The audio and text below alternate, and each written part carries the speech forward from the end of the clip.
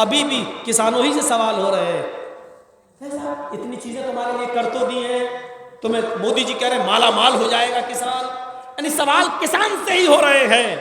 ارے جب کسان نہیں چاہتا ہے تو تم کیوں بل بنا رہے ہو؟ کسان نہیں چاہتا تو تم قانون کیوں لا رہے ہو؟ وہ کہہ رہے ہیں ہم نقصان میں رہنے دو، تم کیوں بنانے پر آمادہ ہو؟ جب وہ کہہ رہے ہیں ہمیں نہیں چاہیے، یہ تینوں بل ریجیکٹ کرنا چاہیے، انہوں نے ایک اور پتھر مار دیا ہے۔ کسانوں نے اپنا فیس بک چالو کیا، بند کروا دیا اس کو۔ ارے یہ تو لاکھوں لوگ دیکھیں گے، کروڑوں لوگ دیکھیں گے، بند کروا دیا اس کو۔ 3 ہی گھنٹے میں ساری اکڑ نکل گئی، 56 انچ کا سینہ 26 انچ کا رہ گیا۔ 3 گھنٹے میں اکڑ نکل گئی، اکڑ فوراً کسانوں کا فیس بک چینل بند کروا دیا۔ یہ صورت ہے۔ ایک مسلمان مخبر نے مخبری کر دی، پولیس کو بتا دیا، یہ ہوتا ہے، چند روپیہ مل جائے گا۔ رات کی تاریکی میں ان پولیس والوں نے اسی گھر پہ چھاپا مارا اور سعید ابن جبیر گرفتار کر لیے گئے۔ پولیس نے حجاج ابن یوسف کی پولیس نے حجاج ابن یوسف کو گرفتار کر لیا۔ گرفتار کرنے کے بعد اب اس کو حجاج نے کہا تھا زندہ اس کو میرے سامنے لانا اور میرے سامنے ان کو قتل کیا جائے گا۔ یہ پولیس والے اس کو حجاج کے سامنے لے جانا چاہتے ہیں، لیکن سفر لمبا ہے۔ سعید ابن جبیر بہت دور ملتے ہیں، وہاں سے کم 3-4 دن کا راستہ ہے حجاج کے پاس پہنچنے کا۔ سعید ابن جبیر کو وہاں لے کے جایا جا رہا ہے، رات کا اندھیرا ہوتا ہے۔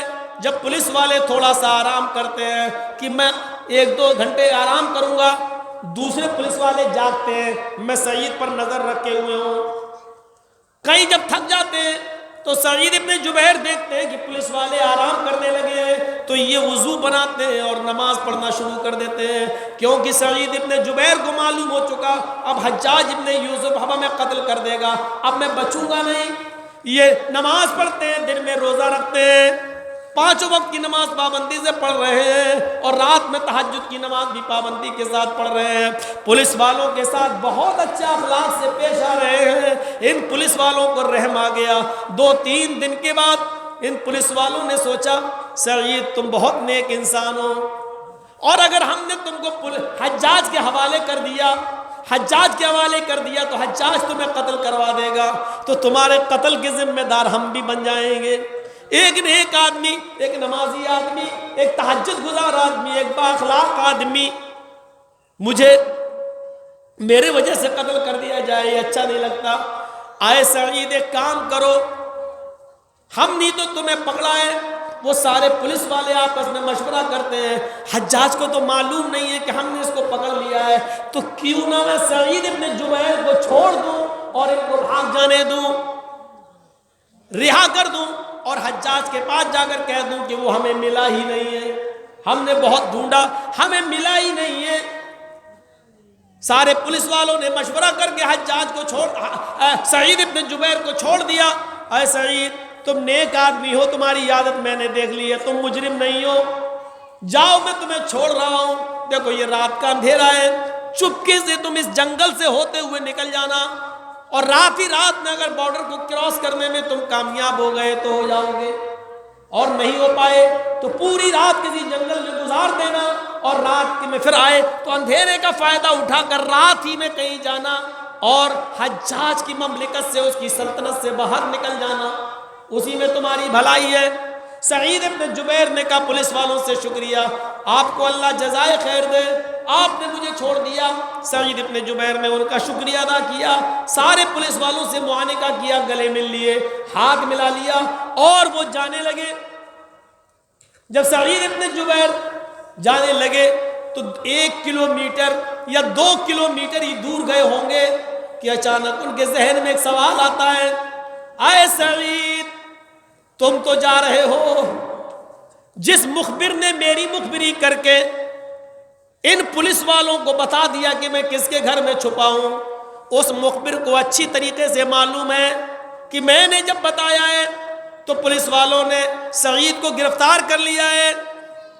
اگر یہ پولیس والے حجاج کے سامنے اگر یہ کہتے ہیں کہ مجھے سعید نہیں ملا، اور اس مخبر نے اگر ان کو بتا دیا کہ نہیں انہوں نے گرفتار کر لیا تھا, یہ تمہارے پاس لا رہے تھے لیکن راستے میں چھوڑ دیا, تو میں تو بچ جاؤں گا, لیکن حجاج ابن یوسف ان دونوں پولیس والوں کو مار دے گا, ان کو قتل کر دے گا, ان کی گردن اڑا دے گا. جب سعید مل گئے تھے تو تم نے ان کو چھوڑ کیوں دیا؟ اچھا تم بھی ملے ہوئے ہو تو وہ ان کی گردن اڑا دے گا, میں بچ جاؤں اور میری وجہ سے ان دو مسلمان پولیس والوں کی گردنیں اڑا دی جائیں. یہ تو اسلام نہیں سکھاتا, یہ تو ہمیں محمد رسول اللہ نے نہیں سکھایا. سعید ابن جبیر 2 کلومیٹر دور سے واپس آتے ہیں اور آنے کے بعد اپنے آپ کو پولیس والوں کی سپرد کرتے ہیں. اے پولیس والوں مجھے پکڑ لو, اے حجاج کی پولیس والوں میرے ہاتھ میں ہتکڑی ڈالو اور مجھے حجاج کے سامنے لے چلو. ان پولیس والوں نے کہا تم کیسے آدمی ہو, حجاج تمہیں ہر حال میں قتل کر دے گا اور ہم نے تمہیں چھوڑ دیا, تم کیوں نہیں جا رہے ہو؟ سعید نے کہا یہ تو مجھے بھی معلوم ہے کہ میں قتل کر دیا جاؤں گا لیکن میں نہیں جاؤں گا.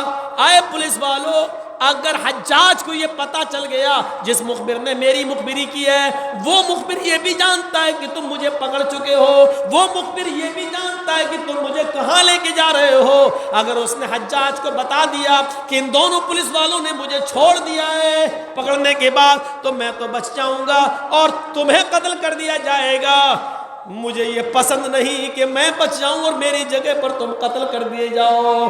یہ نہ میرے اسلام کا تقاضا ہے نہ ایمان کا تقاضا ہے. پولیس والوں نے کہا آپ جائیے, ہم بہت کچھ جھیل لیں گے اور جھوٹ کی انتہا کر دیں گے کہ ہمیں ملا ہی نہیں, مخبر جھوٹ بول رہا ہے, اس کے پاس کوئی ثبوت تو ہے نہیں, ہم جھوٹ بول دیں گے. سعید ابن جبیر نے کسی قیمت پر نہیں مانا کہ نہیں, اس تک یہ خبر پہنچ ہی جائے گی اور میری جگہ پر تم قتل کر دیے جاؤ گے, میری جگہ پر تم مارے جاؤ, یہ مجھے پسند نہیں. بہرحال وہ پولیس والے مجبور ہو گئے اور ان لوگوں نے سعید ابن جبیر کو حجاج کے سامنے پیش کر دیا. لیجئے میں نے ان کو پکڑ کر آپ کے سامنے پیش کر دیا. حجاج نے ان کو اپنے سامنے کھڑا کروایا, آخری تمنا پوچھی, انہوں نے کہہ دیا مجھے 2 رکعت نماز پڑھنا ہے. نماز پڑھنے کے بعد دعا مانگی اور دعا مانگنے کے بعد وہ اپنے آپ میدان مقتل چلے گئے جہاں ان کو قتل ہونا تھا. چرمی خون جس میں چمڑے پہ ڈالا جاتا ہے, اس چمڑے کو بچھا دیا گیا. حجاج ابن یوسف کے سامنے ان کے ہاتھ پیچھے سے باندھ دیے گئے اور سعید ابن جبیر کی گردن کو نیچے لٹکا دیا گیا ہے, گھٹنوں کے بل لٹا دیا گیا ہے, تھوڑی سی گردن جھکا دی جاتی ہے اور حجاج ابن یوسف کا جلاد آتا ہے اور حجاج ابن یوسف کے سامنے سعید ابن جبیر کی گردن اڑا دی جاتی ہے, ان کو قتل کر دیا جاتا ہے. یہ پورا واقعہ بیان کرنے کا میرا مقصد صرف یہ ہے کہ سعید ابن جبیر نے اپنی جان دے دی لیکن اپنے 2 مسلمان پولیس والوں کو اپنی خاطر مرنے نہیں دیا. یہ ایک مسلمان کا جذبہ ہوتا ہے. اسلام لانے کے بعد یہی جذبہ ہمارے اندر پیدا ہونا چاہیے, یہی جذبہ ہماری سوسائٹی میں آنا چاہیے. ایک مسلمان کا دوسرے مسلمان کے ساتھ یہی پیار, یہی محبت ہونا چاہیے کہ وہ اپنے لیے دوسرے مسلمان کو تکلیف میں نہ ڈالے. اللہ کے نبی صلی اللہ علیہ وسلم نے فرمایا المسلم من سلم المسلمون من لسانه ويده, مسلمان تو وہ ہے کہ جس کی زبان سے اور جس کے ہاتھ سے دوسرے مسلمان کو تکلیف نہ پہنچے.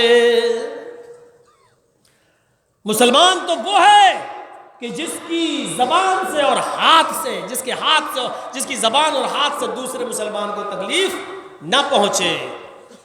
ہم تکلیف پہنچا رہے ہیں, زبان سے بھی تکلیف پہنچا رہے ہیں, جبکہ آپ کو معلوم ہے سباب المسلمی فسق و قتالہ کفر. اللہ کے نبی نے فرمایا ایک مسلمان کو گالی دیتا ہے یہ فسق ہے, ایک مسلمان دوسرے مسلمان بھائی کو اگر گالی دے تو یہ فسق ہے. فسق ایک گناہ ہے, کبیرہ گناہ ہے, اور مسلمان کسی دوسرے مسلمان کو قتل کر دے تو یہ کفر ہے. ہم گالی دے رہے ہیں اور گالیاں تو ہمارا پیشہ بن چکا ہے. ایک انگریزی کہاوت, ہم دوسرے کو برباد کرنے کے لیے اس حد تک برباد ہو گئے. کتا دوڑ رہا تھا, ہڈی کی تلاش میں تھا, گوشت اس کو مل جائے لیکن نہیں ملا, اس کو راستے میں پڑی ہوئی ایک تیز دھار چھری ملتی ہے جو کھڑی ہے, اس طرح گری ہے. یعنی بکرے کو جو کاٹا جاتا ہے, ذبح کیا جاتا ہے, وہ حصہ اوپر ہے اور چھری نیچے ہے. کتے نے دیکھا یہ چھری پڑی ہوئی ہے اور اس چھری پر خون لگا ہوا ہے. کسی قصاب نے، کسی کسائی نے ابھی بکرا ذبح کیا ہے اور چھری پھینک دی ہے اور چھری کھڑی گری ہے. ایسی ہوتی چھری، ایسے گری ہے، یعنی بکرے کو کاٹنے والا حصہ جو تیز ہوتا ہے دھار وہ اوپر ہے اور اس کا نیچے والا حصہ نیچے اور زمین میں کسی طریقے سے وہ گڑ گئی ہے اور اس چھری پر خون لگا ہوا ہے. کتے نے اس خون کو دیکھا تو وہ چھری کے قریب آتا ہے اور اس نے خون کو چاٹنا چاہا جو چھری پہ لگا ہوا ہے. جیسی کتے نے خون کو چاٹا اس کی زبان کٹ گئی. تیز دھاردار چھری تھی، اس کی زبان سے خون نکلا کتے کی، وہ بھی چھری پہ گر گیا. کتا سمجھا کہ ابھی اور خون باقی ہے، اس نے پھر چاٹا، پھر زبان دوسری جگہ سے کٹی، پھر خون لگ گیا. کتا خون کے چکر میں تکلیف کا احساس نہیں کر رہا ہے، اس نے کہا ابھی اور خون باقی ہے، اس نے پھر چاٹا، پھر تیسری جگہ سے زبان کٹی، پھر خون اس پہ لگ گیا. کتا خون چاٹتا رہا، زبان کٹتی رہی، یہاں تک کہ کتا خود مر گیا، قتل ہو گیا. چاٹتا رہا اور وہ اپنے آپ کو ہلاک کر لیا. خون دیکھ رہا، چاٹ رہا ہے اور اتنا چاٹا کہ وہ اپنے آپ کو ہلاک کر لیا. یہی آج صورتحال آج ہماری ہو چکی ہے. ہم دوسرے کو برباد کرنا چاہ رہے ہیں، اس کا پیچھا کر رہے ہیں اور اس کے برباد کرنے کے چکر میں ہم نے اپنے آپ کو برباد کر لیا ہے، اپنے آپ کو ہلاک کر لیا ہے. اس کام میں، اس تھانے میں اس کو پکڑو، اپنا پیسہ بھی دے رہے ہیں، اس کا پیچھا بھی کر رہے ہیں. میرے بھائیوں، تم جس آدمی کا پیچھا کر رہے ہو، اپنا دشمن جس کو سمجھتے ہو، وہ بھاگ رہا، تم اس کا پیچھا کر رہے ہو. اتنا یاد رکھنا، وہ اگر بھاگ رہا ہے، جتنا وہ تھک رہا ہے اس سے زیادہ آپ بھی تھک رہے ہیں، کیونکہ وہ پیچھا آپ کر رہے ہیں. وہ بھاگ رہا ہے لیکن آپ اس سے بھی زیادہ تیز دوڑ کر اس کو پکڑنا چاہتے ہو، اس لیے اس سے زیادہ آپ تھک رہے ہیں. وہ ہانپ رہا ہے، اس سے زیادہ آپ ہانپ رہے ہیں. وہ برباد ہو رہا ہے، اس سے زیادہ آپ برباد ہو رہے ہیں. یہ حقیقت ہے. دوسرے کو برباد کرنے کے چکر میں آپ اپنے آپ کو برباد کر لیتے ہیں، اپنے آپ کو ہلاک کر لیتے ہیں، اور ایسا ہو نہیں سکتا. آپ دوسرے کو برباد کریں اور آپ آباد ہو جائیں، اللہ کی قسم نہیں ہو سکتا. تھوڑی دیر کے لیے فائدہ ملے گا لیکن یہ دولت تمہارے پاس رکے گی نہیں، حرام کی دولت رکے گی نہیں. کسی نہ کسی طرح یہ وصول ہوگی، چاہے آپ کو کینسر ہو یا آپ کی بیوی کو ہو یا آپ کی اولاد کو ہو یا آپ کے بچوں کو ہو یا آپ کے کسی بیٹی کو ہو. کوئی ایسی بیماری کہ جس سے آپ نے 2-4 لاکھ روپیہ کما کر رکھ بھی لیا، آپ کو 10, 15, 20 لاکھ روپے اس کے عوض دینا پڑے گا. آپ کا خرچ ہونا ہے. کما تدین تدان، جیسا کرو گے ویسا بھرو گے. اگر دوسرے کو برباد کرو گے تو تم آباد نہیں ہو سکتے ہو. تمہیں بھی برباد ہونا پڑے گا، تمہیں بھی مٹنا پڑے گا. اسی لیے میرے بھائیوں، کسی کے پیچھے مت پڑیے، کسی کو ہاتھ دھو کر برباد کرنے کی فکر مت کیجئے، بلکہ اس کو سمجھائیے، بجھائیے. اس لیے قرآن کہتا، سماج والوں، معاشرے میں رہنے والوں، آئے سوسائٹی میں رہنے والوں، اگر تمہارے گاؤں میں، تمہارے سماج میں 2 مسلمان بھائی بھی آپس میں لڑ جائیں، فَأَصْلِحُوا بَيْنَ أَخْوَيْكُمْ، تو یہ سماج کی ذمہ داری ہے کہ ان دونوں کو ایک کر دیں، ان دونوں کو ملا دیں. سماج والوں، تمہارے ہاں کوئی لڑکا لے کے بھاگ جائے، 2-4 دن کے بعد پنچایت جوڑ لیتے ہو نا، یہ لڑکی بھاگی ہے، چلو تمہارا لڑکا بھگا کے لے گیا، کیا سزا ہونی چاہیے؟ یا کوئی آدمی اپنی عورت کو 3 طلاق دے دے، آپ کے ہاں میٹنگ ہو جاتی ہے، 3 طلاق دے چکا ہے، اب یہ کیوں رکھے گا؟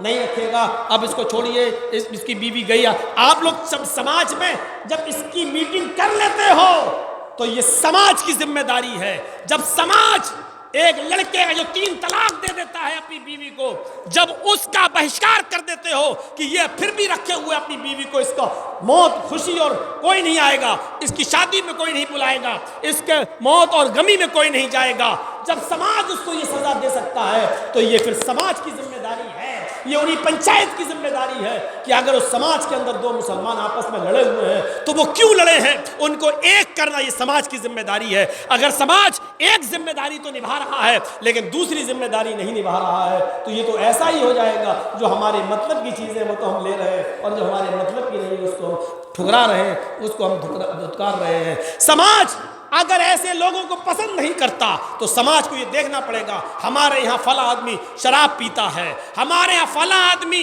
65 سال کی عمر کا وہ بھی شراب پی رہا ہے، اور ہم نے تو یہاں تک سنا ہے غصے میں آ کے اپنی بیوی سے کہتا ہے چل شراب دے، اور اس کی بیوی بیچارے کو ریل کے شراب پلا رہی ہے، گلاس میں شراب دے رہی ہے، کیونکہ وہ جانتی ہے اگر نہیں دیں گے تو کہیں شراب کے نشے میں طلاق نہ دے دے، بیویاں شراب پلا رہی ہیں۔ میرے بھائیوں، اگر سماج طلاق کی سزا دے سکتا ہے، اگر سماج کسی لڑکی بھاگ جاتی ہے اس کی میٹنگ کر سکتا ہے، تو سماج کے اندر شراب پینے والوں کے خلاف میٹنگیں کیوں نہیں ہوتی ہیں؟ نشہ کھانے والوں کے خلاف میٹنگیں کیوں نہیں ہوتی ہیں؟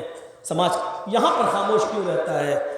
سب سبھی کر رہے ہیں، ہر گھر کا کام ہے، تو پھر تمہیں کوئی حق نہیں ہے کہ پھر طلاق پر بھی اپنا حکومت چلاؤ، اور پھر تم کسی لڑکا اور لڑکی بھاگ جائے اس کی میٹنگ کرو۔ جب اس پر میٹنگ نہیں کر سکتے ہو تو اس کی میٹنگیں کیوں ہو رہی ہیں؟ آپ تو یہ بھی دیکھو کہ کون نماز پڑھتا ہے کون نہیں، فجر میں کون آتا ہے کون نہیں، اس پر بھی ہونا چاہیے میٹنگ۔ حضرت عمر فاروق کا وہ دور یاد کرو، وہ دور یاد کرو۔ حضرت عمر فاروق کے پاس نے جب نماز پڑھائی فجر کی نماز پڑھائی تو ایک آدمی آیا، اور ایک آدمی نے آنے کے بعد وہ نماز میں شامل ہو گیا، ایک رکعت اس کی چھوٹ گئی اور بعد والی رکعت اس کو مل گئی،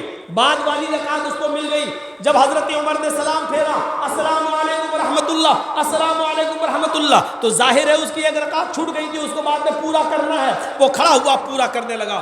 حضرت عمر نے دیکھا ایک چھوٹی کی دونوں، پتہ لگایا ایک ہی چھوٹی ہے، کیونکہ وہیں بیٹھے تھے دیکھ رہے تھے، ایک رکعت پڑھ کے اس نے سلام پھیرا، آپ نے اس سے کچھ نہیں کہا، لیکن آپ باہر نکلے، اپنی CID والے کو بلایا جو خفیہ رپورٹ تیار کرتا تھا، اس سے کہا فلاں آدمی کو دیکھ رہے ہو جو وظیفہ پڑھ رہا ہے نماز کے بعد؟ ہاں۔